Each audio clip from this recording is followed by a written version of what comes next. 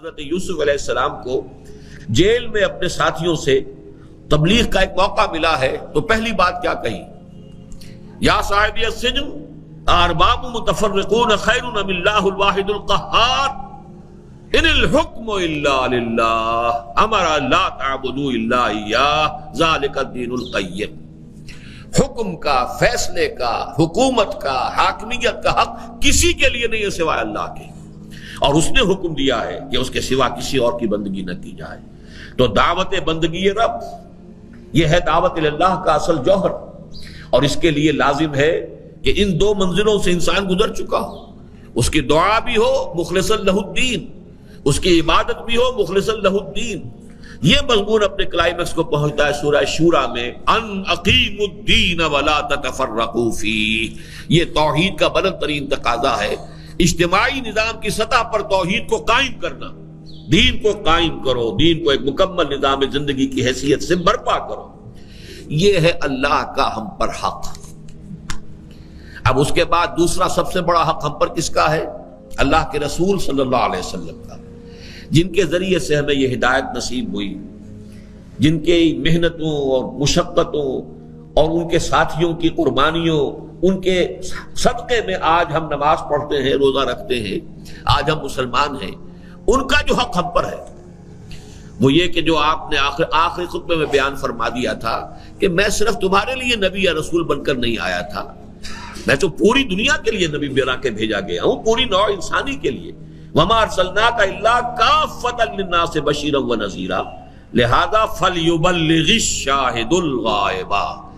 اب آج میرے کندھے سے یہ ذمہ داری اتر کر تمہارے کندھوں پر آ گئی ہے۔ گواہی لے لی، الا هل بلغت، کیا میں نے پہنچا دیا یا نہیں؟ اور پورے مجمع نے بیک زبان کہا انا نشہد انک قد بلغت وادیت ونصحت۔ ایک روایت میں اس سے بھی زیادہ تفصیل آئی ہے، انا نشہد انک قد بلغت الرسالۃ وادیت الامانۃ ونصحت الامۃ وکشفت الغمۃ۔ اے نبی، ہم گواہ ہیں کہ آپ نے حق امانت ادا کر دیا، حق رسالت ادا کر دیا، ہماری خیر خواہی کا حق ادا کر دیا، اور ساری گمراہیوں کے پردے چاک کر کے اور روشنی، ہدایت کی روشنی کو مبرہن کر دیا۔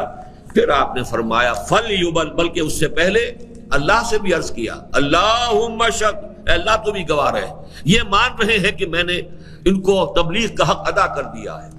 اس کے بعد فرمایا فَلْيُبَلِّغِ الشَّاهِدُ الْغَائِبَ، اب ذمہ داری ہے اس کی جو یہاں موجود ہے کہ پہنچائیں ان کو جو یہاں نہیں ہے۔ اس پہنچانے کی ذمہ داری کے کم سے کم دو تقاضے ہیں، اچھی طرح آج سمجھ لیجئے۔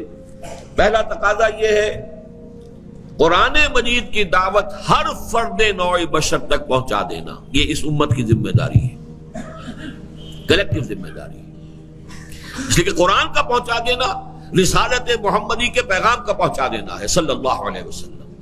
سورہ انعام میں فرمایا گیا اوحی الی ھذا القرآن لانذرکم بہ ومن بلغ، اے نبی ان سے کہہ دیجئے یہ قرآن میری جانب وحی کیا گیا ہے تاکہ میں تمہیں بھی خبردار کر دوں اس کے ذریعے سے، اور جس تک بھی یہ پہنچ جائے۔ اور پہنچانے والے کون ہوں گے؟ فَلْيُبَلِّغِ الشَّاهِدُ الْغَائِبَ بَلِّغُوا عَنِّي وَلَوْ آیَةً۔ اور نمبر دو تقاضا یہ ہے کم سے کم کسی ایک ملک میں، دنیا میں، سائزیبل ملک میں، اللہ کے دین کا وہ نظام عملاً قائم کر کے دنیا کو دکھا دیا جائے کہ یہ ہے دین حق جو محمد لے کر آئے تھے صلی اللہ علیہ وسلم۔ اگر ہم یہ نہیں کر سکتے اور پوری دنیا کو دعوت نہیں دے سکتے کہ آؤ دیکھو، اپنی آنکھوں سے دیکھو، یہ ہے اللہ کا دین، یہ ہے اس کی سیاست، یہ ہے اس کی معاشی زندگی، یہ ہے وہاں اخوت، یہ ہے برابری، یہ ہے یہاں پر قانون کی نگاہ میں، عدالت میں برابری، اور یہ ہے انسان کی مساوات، یہ ہے کفالت عامہ کا نظام۔ اگر یہ ہم نہیں دکھا سکتے تو حق ادا نہیں ہو سکتا محمد الرسول اللہ صلی اللہ علیہ وسلم کی رسالت کا۔ یہ دو تقاضے ہیں کہ جو ہمیں حق رسول کی ادائیگی کے لیے، یہ تمام تقاضے کہاں جا کر مرکوز ہو رہے ہیں؟ دین کو ایک نظام زندگی کی حیثیت سے قائم کرنا۔